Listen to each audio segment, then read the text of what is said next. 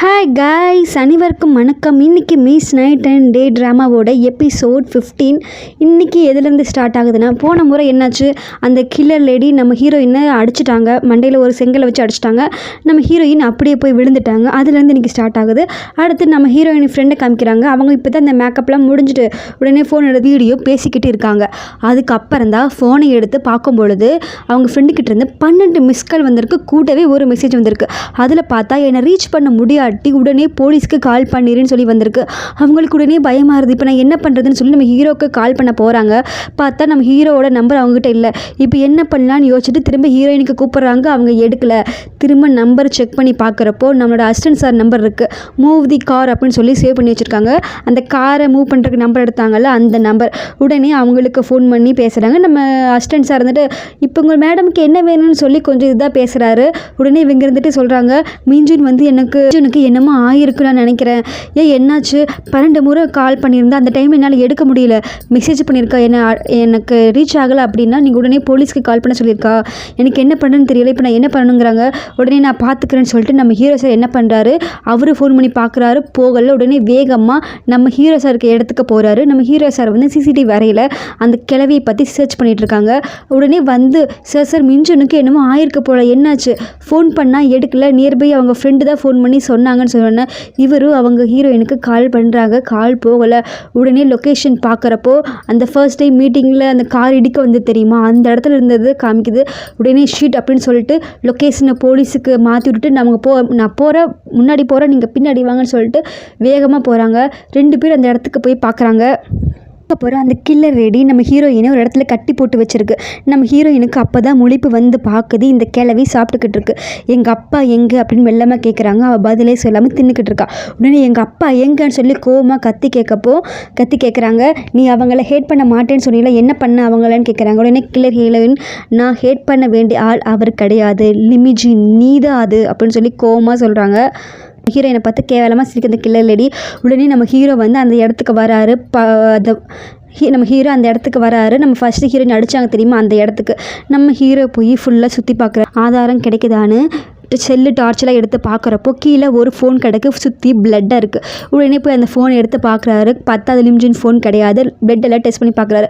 உடனே நம்ம assistant sir வந்துட்டு இது என்ன லிம்ஜின் ஃபோனாக கேட்குறாங்க. இல்லை, இது லிம்ஜின் ஃபோன் கிடையாது, யார் ஃபோனுன்னு போய் செக் பண்ணுன்னு சொல்லி கொடுக்குறாங்க. உடனே நம்ம அசிஸ்டன்ட் சார் போலீஸ்க்கு ஃபோன் பண்ணி இந்த இடத்துக்கு வர சொல்கிறாரு. நம்ம ஹீரோ என்ன பண்ணுறாரு, சுற்றியும் பார்த்துட்டு அந்த சைடெல்லாம் போய் பார்த்துட்டு வராங்க. அதுக்குள்ளே இங்கே வந்து போலீஸ் வந்துட்டாங்க. பேசுகிறாரு. லிமிஜோட லொக்கேஷன், அந்த கில்லர் லேடி லொக்கேஷன் எல்லாமே இதே இடத்துல தான் காமிச்சிருக்கு. இப்போ தான் இன்ஃபர்மேஷன் வந்துச்சு சொன்னோன்னே நம்ம ஹீரோ கூட டென்ஷன் ஆகிடுச்சு. என்ன பண்ணுறாரு, வெளியே போய் ஃபுல்லாக செக் பண்ணுறாரு. அந்த சைடு இருந்த பாதையெல்லாம் போய் பார்க்குறாரு. ஃபுல்லாக சுற்றி பார்த்துட்டு திரும்ப அதே இடத்துக்கு வராரு. உங்களுக்கு ஏதாவது தெரிஞ்சுதான்னு சொல்லி கேட்குறாங்க. இது வந்து மிஞ்சினோட ஃபாதரோட ஃபோனு. அவங்க ஃபாதர், ஆமாம், அந்த டீ ஆஃபீஸில் போய் சர்ச் பண்ணுறப்போ ஒரு ஆள் உள்ளே இருந்திருக்காங்க. அது அவங்களோட அப்பா தான், அவங்கள எப்படியோ காப்பாற்றியாச்சுன்னு சொல்கிறாங்க. அவர் எதாவது சொன்னாங்களா, இல்லை, அவங்க டீ குடிச்சக்கப்புறம் அவங்களுக்கு எதுவுமே ஞாபகமே இல்லை, மயங்கிட்டாங்க போல் அப்படிங்கிறாங்க. இவர் வந்து அங்கே ஆஸ்பத்திரியில் சேர்த்தாச்சு அப்படின்னு சொல்லி நம்ம போலீஸ் சார் சொல்கிறாரு. இப்போ என்ன பண்ணுறது, இப்போ அவளை எப்படி சர்ச் பண்ணுறதுன்னு சொன்னோன்னா நம்ம போலீஸ் சார் சொல்கிறாரு, அவங்களோட வீடு இங்கே தான் பக்கத்தில் இருக்குன்னு நினைக்கிறாங்க, அங்கே லொக்கேஷனுக்கு போனால் நமக்கு ஏதாவது கிடைக்கும்னு சொல்கிறாங்க. உடனே அங்கெல்லாம் கிளம்புறாங்க. இங்கே நம்ம கிளவி என்ன பண்ணுது, அந்த போதை மருந்து இருக்குல்ல, அதை வந்து ஊசியில் ஏற்றுது. அப்போ அது ஆல்ரெடி அதுக்கு போட்டுக்கிச்சு போல், அது அப்படியே தள்ளாடுது. ஆஃபீஸ்லேருந்து ஒரு கத்தி எடுத்து வச்சுருப்பான் நம்ம ஹீரோயின். அதை அப்படியே பேக் ஹேண்ட்லேருந்து எடுத்து அந்த கிளவிக்கு தெரியாமல் அப்படியே மெல்லமாக நறுக்கிட்டு இருக்கு. இப்போ அந்த கிளவி பேசு, நாயை அடித்து கொள்றதை விட அந்த நாய் உயிர் போட சமயத்தில் நம்மக்கிட்ட கெஞ்சும் தெரியுமா, கடைசியில் உயிர் பிச்சை கொடுக்க சொல்லி கெஞ்சும் தெரியுமா, அந்த சுகம் வேறு எதுலேயுமே வராதுன்னு சொல்லி பேய் மாதிரி சிரிக்குது அந்த கிளவி. அதுக்கப்புறம் நம்ம ஹீரோயின் கேட்குறாங்க, என் ஆண்டியை நீ தான் கொன்னியா, இது ரொம்ப இம்பார்ட்டன்ட் நீ நினைக்கிறேன்னு கிளவி கேட்டோன்னா, ஆமாம், ரொம்ப முக்கியம், பல வருஷமாக எங்களோட ஆண்டியை தேடிக்கிட்டு இருக்காங்க, அவங்கள பற்றி எதுவுமே தகவல் இல்லை, நீ தான் சொல்லணும், அவங்கள எதுக்கு கொன்னன்னு சொல்லி கேட்குறப்போ, நீங்கள் தேடினீங்க சரி, ஆனால் அவங்கள விட்டுட்டீங்க தானே, இப்போ உனக்கு தெரியுமா உன்னோட ஆண்டி எங்கே இருக்காங்கன்னு, இப்போ வரைக்கும் தெரியாது தானே அப்படின்னு சொல்லி சிரிக்கிறாங்க. நம்ம ஹீரோயின் அந்த கயிறை அப்படியே கட் பண்ணிக்கிட்டு இருப்போம். இப்போ தான் அந்த பாட்டி என்ன பண்ணுது, ஊசியில் போதை மருந்து ஏற்றுது. அது ஆல்ரெடி போய் தள்ளாடிட்டு தான் இருக்கும் போல். ஊசி போடலான்னு வரப்போ அப்படியே கீழே தள்ளாடி ஊசி கீழே போட்டு அப்படியே தேடிக்கிட்டு இருக்கு. எங்கே போச்சுன்னு தேடுறப்போ நம்ம ஹீரோயின் அந்த காலு கீழே கொண்டு வந்துட்டாங்க. ஒரு வழி என்ன பண்ணிட்டாங்க, நம்ம ஹீரோயின் கட்டை அவுத்துட்டாங்க. அவுத்துடன் அந்த ஊசி கையில் எடுத்துக்கிட்டு எங்கேயாவது வழி கிடைக்கான்னு தேடி போகிறாங்க. ஒரு ஜன்னல் கிடக்குது. ஓடி போய் ஜன்னல் காலால் உதச்சி அங்கேன்னு தப்பிச்சு போயிடுறாங்க. இந்த கிளவி கையோ தப்பிச்சு போயிட்டாலேன்னு ஒரே டென்ஷன். உடனே என்ன பண்ணுறாங்க, அங்கே இருக்க பெரிய பெரிய கோடாரி எடுத்துகிட்டு பின்னாடியே ஓடுறாங்க. காரு ஹீரோ போலீஸ் கார் எல்லாமே அந்த கிளவி வீட்டுக்கு வந்தாச்சு. எல்லோரும் உள்ளே போய் சர்ச் பண்ணி அங்கே ஆல்ரெடி போலீஸ் இருக்குது, இந்த வீட்டில் எதுவுமே கிடைக்கல, நாங்கள் ஃபுல்லாக சர்ச் பண்ணிட்டா ஒன்றுமே இல்லைன்னு சொல்லிக்கிட்டு இருக்காங்க.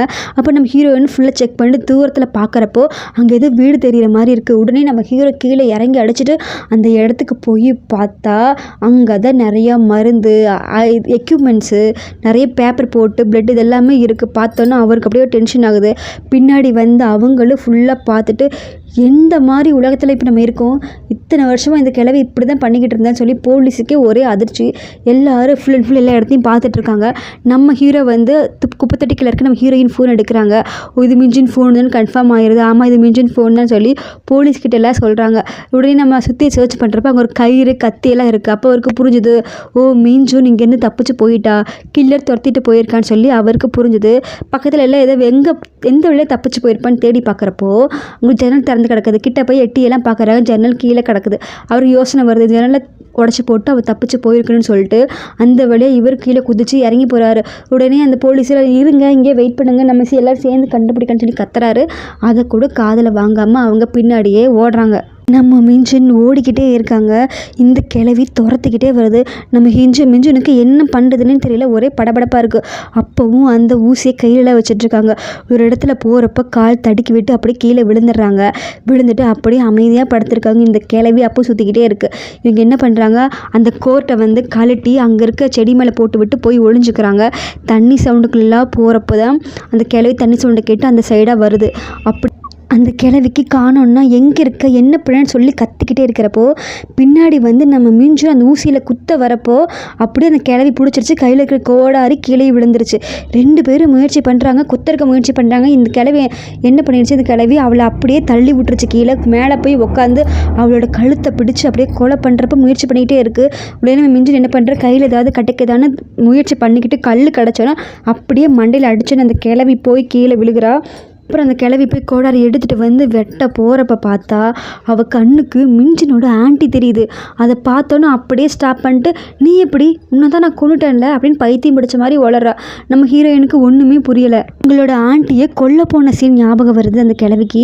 இப்படி என்னை கொல்லாதன்னு அந்த லிம்ஸு வந்து கதறது. அந்த கிழவி இப்போ கேட்குது அந்த கிழவிக்கு, உனக்கு அழகான குடும்பம் தானே, அவங்க இல்லாட்டி நீ இல்லாட்டி அவங்க ரொம்ப ஃபீல் பண்ணுவாங்க தானே, அதனால் அவங்க ஃபீல் பண்ணாத மாதிரி ஒன்று பண்ணலான்னு சொல்லி அவள் முன்னாடியே மெசேஜ் எடுத்து பண்ணுது. என்னை தேடாதீங்கன்னு சொல்லி மெசேஜ் பண்ணதெல்லாம் காமிக்கிறாங்க.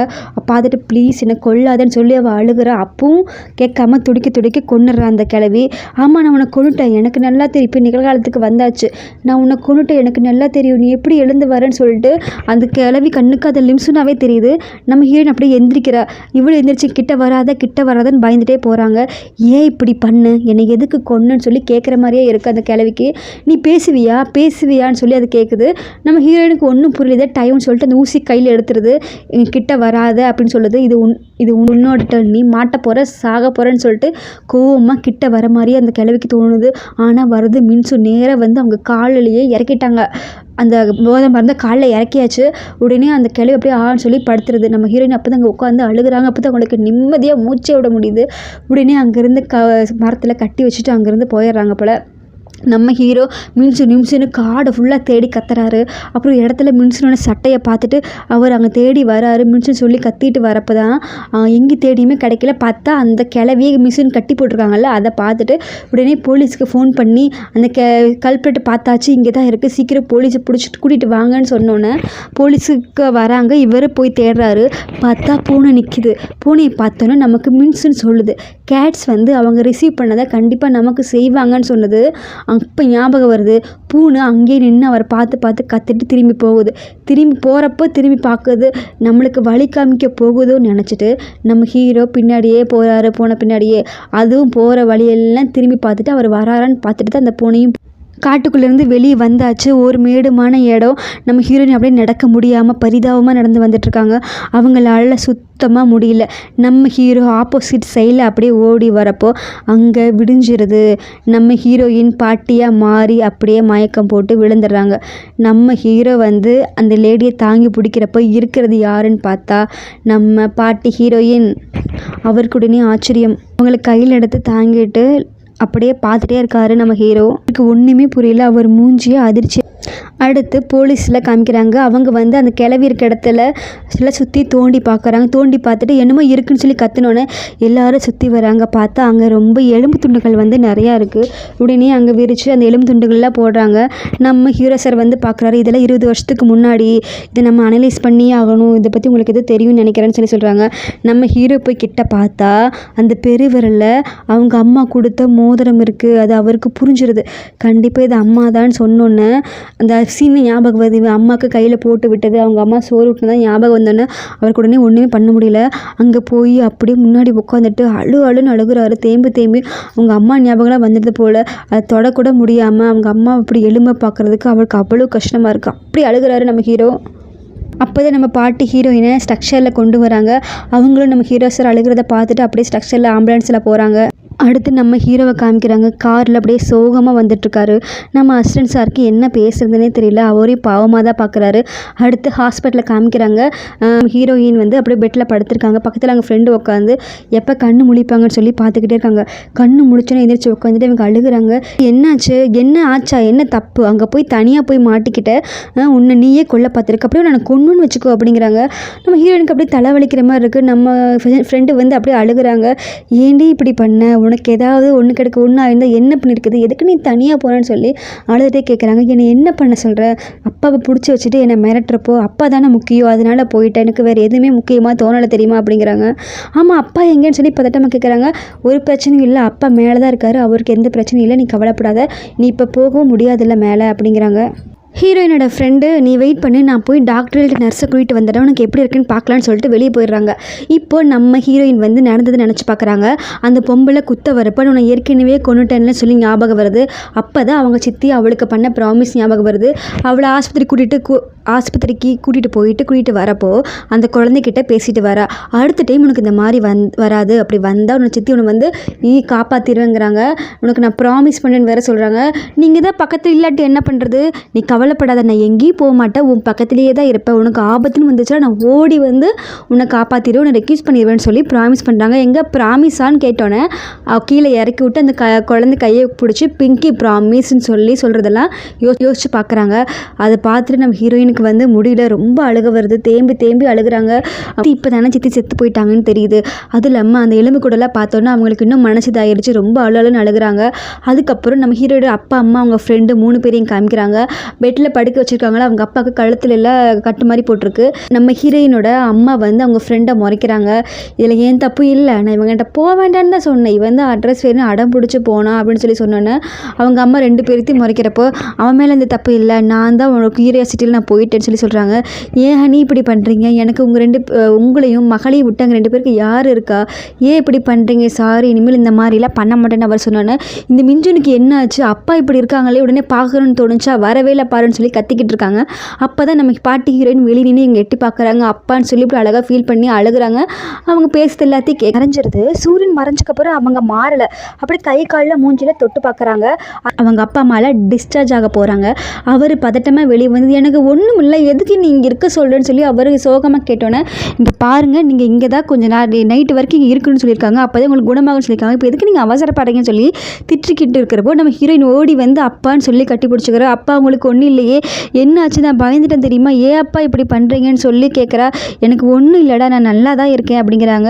உங்களுக்கு எங்கேயும் அடிப்படையில் அப்படின்னா இல்லைப்பா எழுச்சிட்டு கட்டி பிடிச்சி அழுகுறாங்க. உங்களை நான் பார்க்க மாட்டேன்னு பயந்துட்டப்பா, நான் ரொம்ப பயந்துன்னு சொல்கிறாங்க. அப்பெல்லாம் இல்லை, நான் எப்பவுமே உங்க கூடயே இருப்பேன் அப்படிங்கிறாங்க. உடனே அவங்க அம்மா அடிச்சுட்டு, ஏண்டி ஏன் உன் ஃபோனை ஆன்சர் பண்ணல, நீ இப்போ தான் வருவியா, ஐயோ அம்மா என் ஃபோன் தொலைஞ்சிருச்சு, அப்புறம் எப்படி உனக்கு தெரியும், அவள் ஃப்ரெண்டு ஃபோன் பண்ணி சொன்னான், உடனே நீ கிளம்பி வந்துட்டு ஆஃபீஸ்க்கே ஃபோன் பண்ணி சொன்னேன்னு சரின்னு சொல்லிட்டு அவங்க அப்பா கட்டி பிடிச்சிட்டு திரும்ப அழுகிறப்போ அவங்க அம்மாவுக்கு ஒரு ஃபோன் கால் வருது.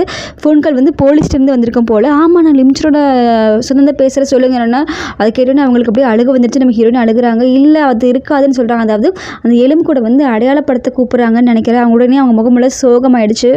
அப்புறம் நியூஸ் சேனல்லாம் காமிக்கிறாங்க. அந்த குற்றவாளியை வந்து பிடிச்சாச்சு, இத்தனை குற்றவாளி பண்ணியிருக்காங்க, கிட்னாப் பண்ணியிருக்காங்க, எல்லாத்தையும் கொலை பண்ணியிருக்காங்க, அவங்க பிளேஸ் எல்லாம் சுற்றி வளைச்சாச்சு, நிறைய ஆதாரங்கள் இருக்குது, விக்டம்ஸ் இவங்க தான் கொலை பண்ணியிருக்காங்கன்னு சொல்லி அந்த ஏரியா ஃபுல்லாக சுற்றி வளைச்சு அந்த எல்லா பொருட்களையும் போலீஸ் கைப்பற்றிட்டாங்கன்னு சொல்லி போடுறதெல்லாம் பெரிய ஸ்க்ரீனில் டிவியில் எல்லாம் வருது. எல்லாருக்கும் ஒரே ஷாக்காக இருக்குது. இந்த மாதிரி இடத்துல இருந்துட்டு இப்படிலாம் பண்ணாலான்னு சொல்லி யோசிச்சுட்ருக்காங்க. அப்புறம் அவங்க கிடச்ச அந்த எலும்பு கூட எல்லாத்தையுமே அவங்க காமிக்கிறாங்க.